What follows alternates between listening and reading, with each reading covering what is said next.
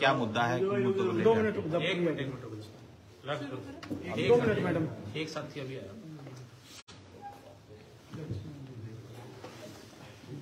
कर ले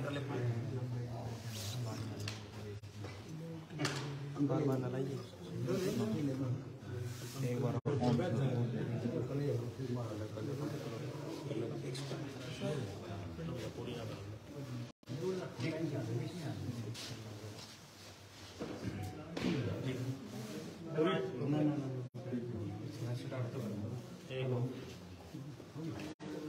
इधर आ जा, इधर है जी। प्रेस वार्ता का विषय बताएं।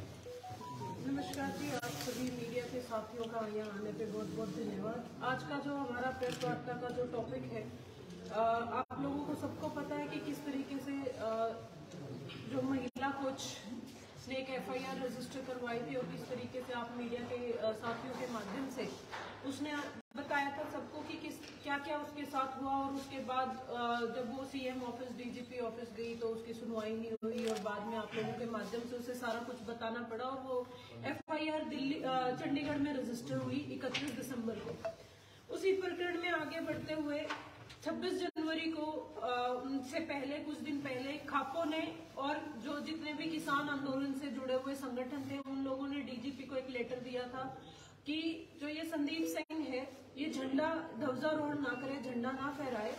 और ऐसा अगर किया जाता है, अगर क्योंकि इस पे 354, 354A और 509 के तहत मुकदमे दर्ज है, लेकिन सरकार ने उसको दरकिनार करते हुए, अनसुना करते हुए उनसे झंडा फहराने की जो वापसी थी उनकी ड्यूटी लगा के रखी, किसी और की ड्यूटी वहां पे नहीं लगाई गई। तो खापू ने बोला था कि हम इस चीज का विरोध करेंगे, हम उन्हें झंडा नहीं फहराने देंगे। जितने भी किसान लीडर्स थे सबने बोला था।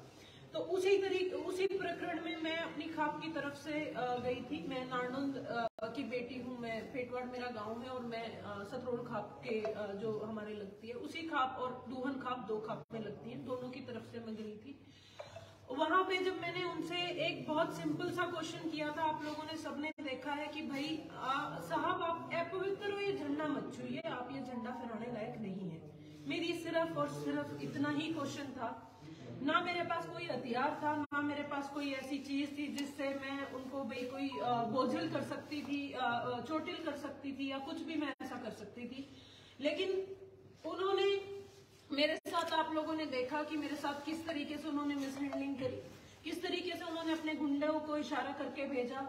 एक सरदार जी ने जो वहां पे थे, नीली पग में थे, उन्होंने मेरा शॉल उतारा और मेरे गले में डाल के मुझे, आप लोगों ने देखा किस तरीके से उन्होंने मेरा गला घोटने की भी कोशिश करी। ये सारे सब लोगों ने हरियाणा में क्या पूरे देश में ये चीज देखी है। उसी प्रकरण में जब हमारे साथ जो हुआ वहां हुआ, खापो ने भी पूरा साथ दिया। हम लोगों ने 29 तारीख को वहां एक FIR मेरे ताऊजी ने दी कुरुक्षेत्र SP को कि भाई जो उसमें उन्होंने बोलना था वो बोला। आज तक वो FIR रजिस्टर नहीं हुई है। उसके बाद मैंने 31 तारीख को प्रेस वार्ता मेरी रही थी चंडीगढ़ में, आप लोगों से रूबरू हुई थी मैं। उस समय मैंने सरकार को 10 दिन का अल्टीमेटम दिया था कि सरकार या तो इस आदमी को बर्खास्त करके गिरफ्तार कर ले, नहीं तो हम जो अपना जो आगे का स्टेप है वो स्टेप लेंगे। अब ये 10 दिन खत्म हो चुके हैं। 10 दिन में सरकार ने ना तो उसे बर्खास्त किया, ना उसे गिरफ्तार किया। अभी भी खट्टर साहब उसे अपनी गोदी में बिठाए बैठे हुए हैं और जितना हो सकता है उसे बचाने की कोशिश कर रहे हैं। तो जो ये संदीप प्रेम खट्टर जी का है, ये बड़ा मुझे समझ में नहीं आ रहा है ये प्रेम किस वजह से है। तो हमने अपनी रणनीति आगे की तैयार करी है। पहली जो हम लोग हमारी पंचायत करने वाले हैं 19 फरवरी को यहाँ कैथल में पंचायतों के माध्यम से हम हमारा विरोध दर्ज करवाएंगे। जरूरत पड़ी तो हम रोडों पे भी आएंगे, या तो सरकार इसे बर्खास्त कर दे, नहीं तो हम अपनी लड़ाई को यहाँ स्टॉप करने वाले हैं नहीं। खट्टर साहब आपने जितनी मेरे को धमकी भिजवानी है भिजवा लो, आपने जो मेरे गलत करना है कर लो, पाछा तो मैं हट देंगी। मेरा जी ले लोगे उस दिन तो मैं पीछे चली जाऊंगी, लेकिन अभी मैं पीछे नहीं हटूंगी। जी लेने के बाद कोई और लड़की आ जाएगी, कोई और सोनिया दुआन आ जाएगी, कोई और महिला कोच आ जाएगी। हम तो दोनों लड़ाई लड़ेंगे, आखिरी दम तक लड़ेंगे। आप इसने हटा दो, नहीं तो आप भी अपना बोरिया बिस्तरा बांध लो, क्योंकि यो हरियाणा है साहब, पूरा लड़की की बेइज्जती करने वाला आदमी कोई भी बर्दाश्त नहीं है। मारे आड़े दी बेटी सबसे ऊपर होती है, घर की इज्जत होती है, हमारे हर चीज से ऊपर है। बाकी मुद्दे हम बाद में लड़ लेंगे, पहले हमने हमारी इज्जत चाहिए। हर लड़की इस चीज के लिए तैयार है, हर लड़की लड़ेगी, रोडों पे आएंगे और जरूरत पड़ी तो हम लठ भी उठाएंगे। हमने इतनी सशक्त हम है, इतनी हमारी बाजुओं में दम है कि हम लठ ठा लेंगे, लड़ लेंगे। और ये मेरी अकेली की आवाज नहीं है, मेरे पास हजारों लाखों कॉल आ रहे हैं उस दिन के बाद से। हमें इतना समर्थन मिल रहा है, लोग कह रहे हैं तू लड़ ले। आप चाहे कितनी मैसेज भिजवा लो, कितनी मैसेज फिलवा लो कि मैं राजनीति कर रही हूँ, मैं राजनीति करने की कोशिश कर रही हूँ, मेरी राजनीति उस दिन खत्म होगी। आप इसने जो कह रहे हो कि मैं राजनीति करने की कोशिश कर रही हूँ, बकौल आपके, जिस दिन ये आदमी अटजेगा, मैं या लड़ाई उस दिन तक लड़ूंगी जिस दिन तक ये आदमी गिरफ्तार नहीं हो, ताकि कल में कोई और ऐसी हरकत करने की कोशिश करे तो उस आदमी को ये बात पता हो, संदीप वाली बन जाएगी। तो ये आदमी तो आपको हटाना पड़ेगा, जेल भी भेजना पड़ेगा। मेरी लड़ाई सिर्फ और सिर्फ यही है। 8 तारीख को, 8 जनवरी को मैंने इस आदमी की, संदीप सिंह की एंट्री बैन करी थी नानंद में। अब मैं 19 तारीख को हम एंट्री बैन करेंगे इसकी कैथल में, और कैथल में ये आ जाइयो, हम बताएंगे ठहरे गुकर ठाया करें। हमारे हरियाणवी में क्या करें, ठहरे ठा लो। इब हमने ठहरे ठा लिए हैं, इब इसका इलाज हम सामाजिक तरीके से करेंगे। जितना हमने खट्टर साहब पे विश्वास रखना था हमने देख ली बाट, इब हम बाट को देखते हैं। आज ये भाई संदीप कैथल कहानी और आज ये हम देख लेंगे।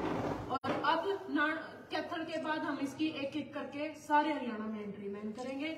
19 तारीख को हम पंचायत करेंगे और पंचायत के माध्यम से ये ऐलान करेंगे। मैडम, जो प्रकरण आपके साथ हुआ था उसमें वीडियो जो सोशल मीडिया पे भी वायरल हुई थी, उसमें कोई महिला पुलिसकर्मी नहीं थी, जेंट्स पुलिसकर्मी थे। तो क्या उस संदर्भ में आपने कोई महिला आयोग को कोई शिकायत करी हुई है उस संदर्भ में कोई और कहीं? मैंने सबसे पहले अभी एसपी ऑफिस में एक कंप्लेंट दी है मेरे ताऊ जी ने, जो मेरे साथ हुआ, क्योंकि वो वहाँ चश्मदीद थे, उन्होंने ये कंप्लेंट दी है। अभी तक अगर वही FIR रजिस्टर नहीं करी। और रही बात महिला आयोग की, महिला आयोग में तो हमारी बहन कोच ने भी शिकायत करी थी, वो तो उल्टा उसे ही दबाने की कोशिश कर रही है। महिला आयोग अगर इसी कुछ होती, जिस स्टेट का मुखिया, जिस स्टेट का CM न्यू कहने लग रहा है कि कोई छोरी अनगरल बातें कर रही है, मेरी जिसी की सुनवाई हुई थी क्यों? हाँ, लेकिन यह लड़ाई मैं पूरी लड़ूंगी, मैं कोर्ट तक जाऊंगी। इन लोगों को छोड़ने वाली तो मैं हूं नहीं। दूसरा, आपने कहा वहां महिला पुलिसकर्मी, वहां जेंट्स पुलिसकर्मी ने जो किया वो भी आप लोगों ने देखा कि किस तरीके से उन्होंने मेरे गोड्डा मारा, और किस तरीके से संदीप सिंह के जो गुंडे थे उन्होंने मेरे साथ मेरा शॉल उतारा, मेरे गले में उन्होंने फांसी डालने की कोशिश करी। वहां क्या क्या हुआ आप सब लोगों ने देखा। मैडम, आगे की क्या रणनीति रहेगी ताकि आपकी आवाज और मुखर तरीके से आप प्रदेश भर में गूंजने का काम करेंगे? हमारी जो पहला स्टेप है जी रणनीति का, वो यही है। 19 तारीख को हम सारे यहाँ इकट्ठे पंचायत के रूप में इकट्ठे होने लग रहे हैं। सारे किसान लीडर्स भी आ रहे हैं, सारे जितने भी आसपास यहाँ पे खापे लगती हैं या जितने भी सामाजिक लोग हैं, सब लोग आ रहे हैं, बढ़ चढ़ के हिस्सा ले रहे हैं।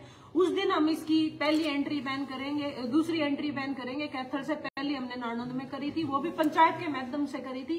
और उसके साथ साथ आगे आगे पूरे हरियाणा में हम इसकी एंट्री बैन करेंगे। और जो जरूरत होगी कि मैंने मेरी नेट कार के आगे धरनी है तो मैं वो भी रखूंगी।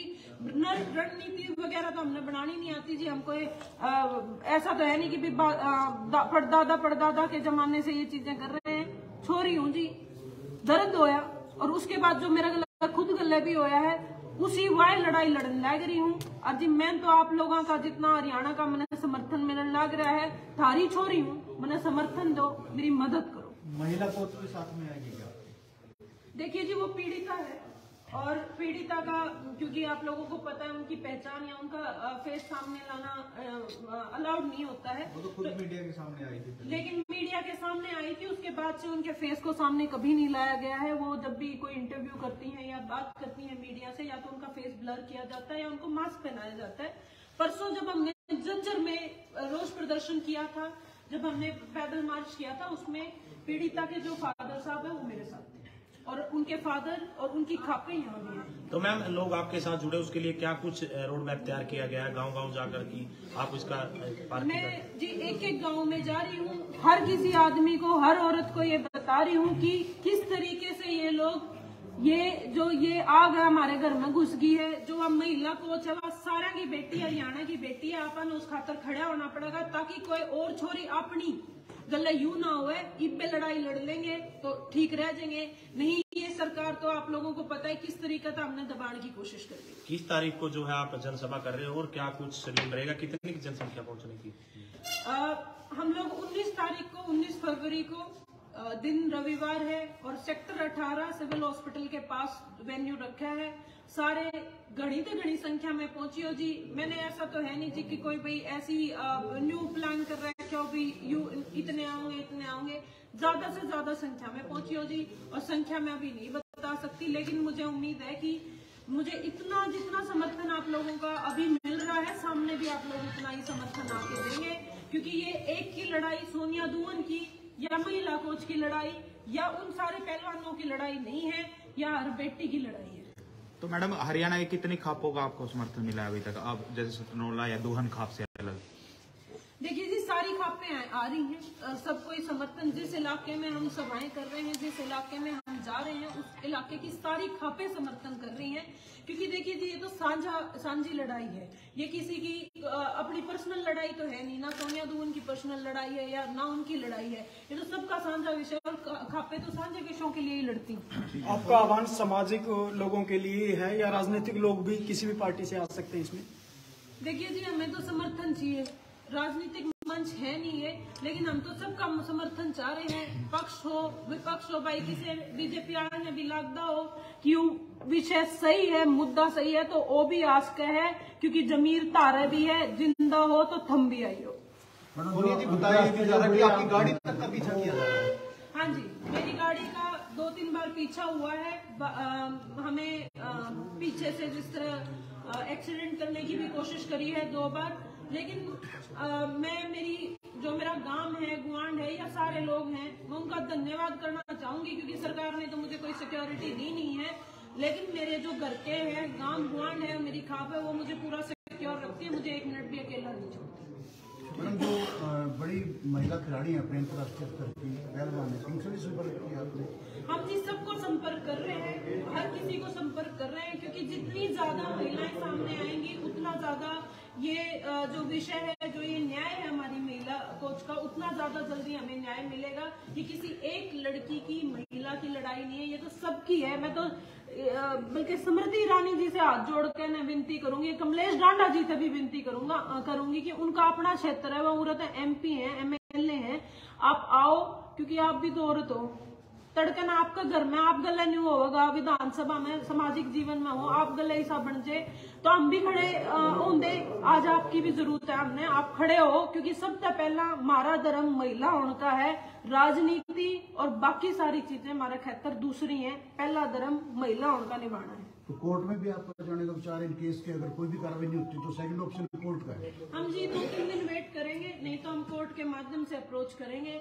क्योंकि मुझे लगता है कि उन्हें ऐसा लगता नहीं है कि मेरे साथ कुछ हुआ है उन्हें। क्योंकि ये जो पूरा सरकार है, जो प्रशासन है, वो तो कुंभकर्ण की नींद छोड़ लग रहा है। और इनका अहंकार तो रावण वाला अहंकार हो रहा है। खुद CM खट्टर ऐसी बात बोल देते हैं, तो जी प्रशासन क्या करेगा जब प्रदेश का मुखिया ऐसी बातें बोलने लग जाता है।